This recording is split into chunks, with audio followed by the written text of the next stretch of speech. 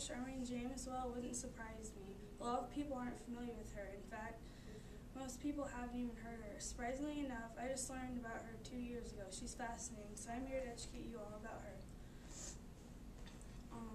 Charmayne James started her career when she was 14.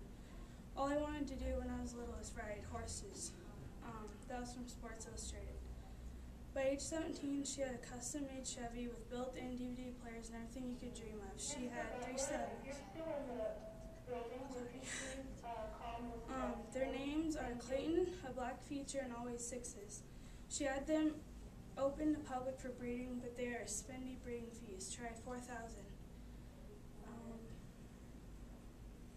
This lady is impressive. Through her whole career, her total arena earnings totaled up to $1,818,659.27. So up on here, the top parts are her arena earnings. If that doesn't impress you, she got on Guinness World Records. She made it in the Calgary Olympics, which is kind of like horse Olympics.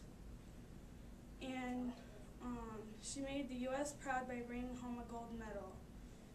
For her total successes, you can go to charmaynejames.com and it'll give you all of them. Barrel racing. How do you do it? What's the pattern? The rules? Why does it matter? Well, once you have completed this, you will be hooked. It's a thrill of life, very enjoyable. When I wanted to barrel race, I had no idea how to do any of it. The sport they call barrel racing takes a lot of practice, dedication, and repetition. They say practice makes perfect, right? Well, in the horse world, practice makes habits. Once you teach a horse something or let them get away with something, they make it a habit like you and I. So then when they get in the routine of doing that, it's very hard to train that back out of them, kind of like our habits. Dedication's everything. If your heart's in it, the horse will know, but if not, they will also know and won't give you their everything to compete. Repetition. Why does this matter?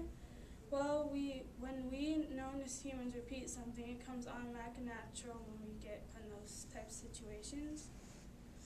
So when you apply that training, the horse will make that a habit, and it will also come natural to them. When training for barrels, every move or mistake can cost you seconds, which by the way is the game. It's like a race to the clock. You have just enough time to turn the first barrel and you head for second. By the third, anticipation and adrenaline is running and sets in. That's when focus starts. After the third, you set her free. So after the third one, you basically just let her go. You have to time your turns and move correctly to beat the clock. When I said you reach the first run in 35, that's how many seconds has gone by. A good run is about 14, 15, or 16 seconds. The rules to this game is fairly simple. The pattern is 3 barrels, which is down there, these 3, in a cloverleaf pattern, and they need to be 130 feet wide by 200 feet long from the score line, which is the starting line, or they'll call it a laser line.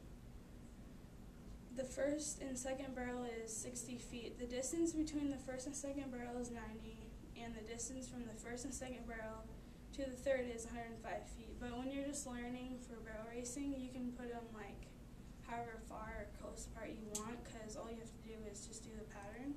But that was for the PBR and that kind of stuff. A good run for that size arena for that far apart would be any time under 17.50. You can either go left or right, it depends on which lead your horse has, which basically for us would be if you write with left or right. I enter right. If you find out their leads, that's the one you want to take first, because the wrong lead is the one you want to start with, because they'll end with their 2 best. So it kind of helps them. So you enter right and end with 2 left turns, because your horse's leads are left and you want them to end with the best turn. The timer starts when you pass the red laser line and you're off and running. Your first turn is either left or right barrel, and then if you go right, you go left and then come back. For each barrel knocked over is a 0.5 second penalty, which costs you. It usually disqualifies you, because if you're at a 17, that takes you to 20, and you're trying to beat everybody else. So you don't want that to happen. Also, if you and your horse knocks over a barrel, you can't move on. You can't go on to the next area. You really can't just jump on any old horse and decide you want to go barrel racing because you don't know what they'll do in the arena, or you don't know what lead they're in. It could hurt you. You need to get to know your animal and how it will react to certain situations.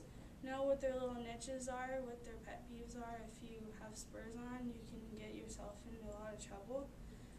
So now you know who Charmayne James is, what she's accomplished, her total arena earnings, and all about the ropes on barrel racing. Very nice. Very well Good. thought out.